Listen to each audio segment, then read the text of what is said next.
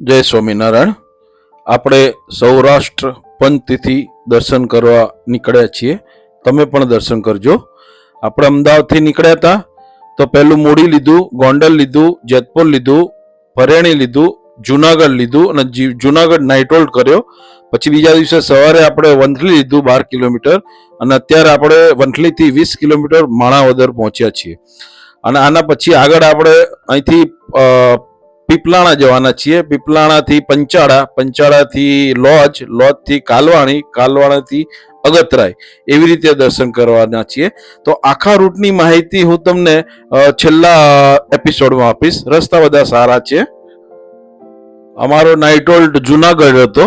ત્યાં ઉતારા બી સારા છે અને જમવાની વ્યવસ્થા પણ સારી છે.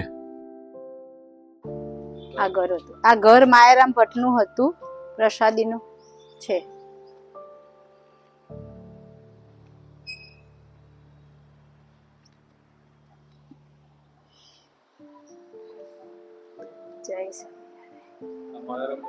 ઘર હતું મહારાજ અવારનવાર જયારે કાગળ કઈક સમાચાર મોકલવાના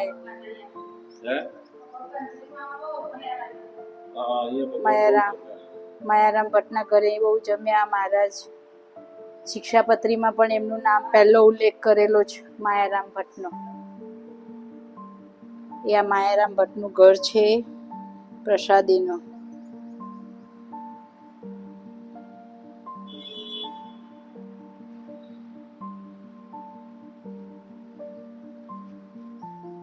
માયારામ ભટ્ટ મહારાજ માટે કાગળ લઈને બહુ સેવા કરતા.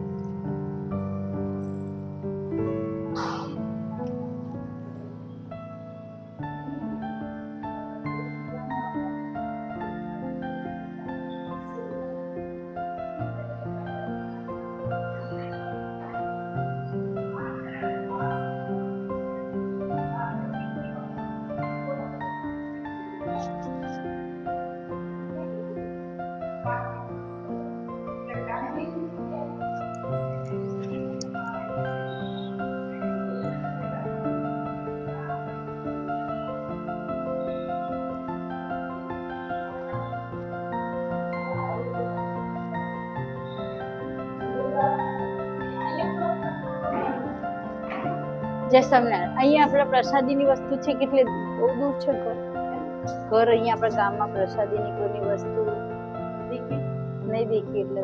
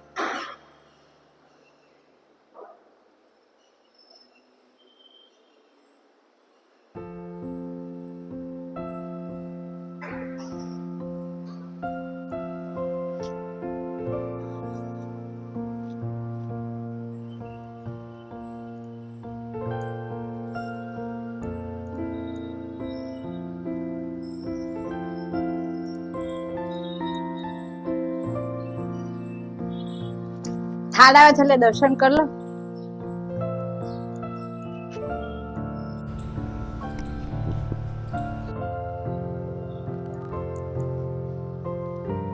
સામે સભા મંડપના દર્શન થાય છે.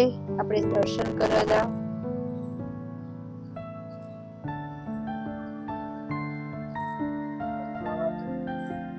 ગૌશાળા છે.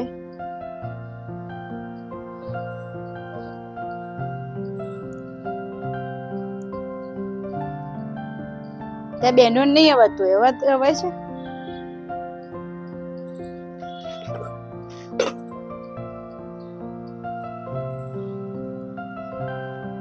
બહેનો નહીં જવાતું.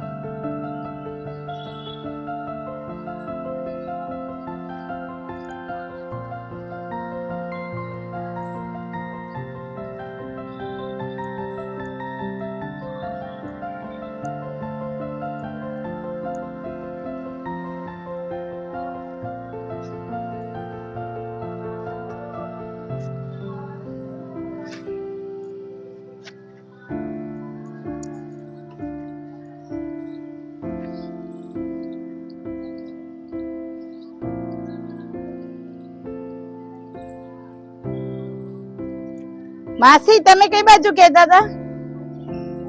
સીધા જ જવાનું છે.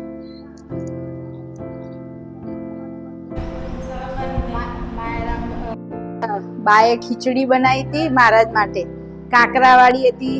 તો મહારાજે કીધું કે હવે તમારે કોઈ ચાવવાની નહીં, ખાઈ જવાની, આખી ગળી જવાની.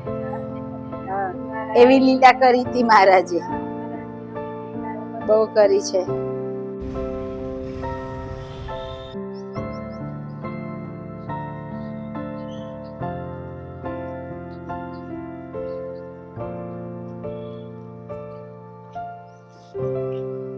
મહારાજની છત્રી છે પ્રસાદીની.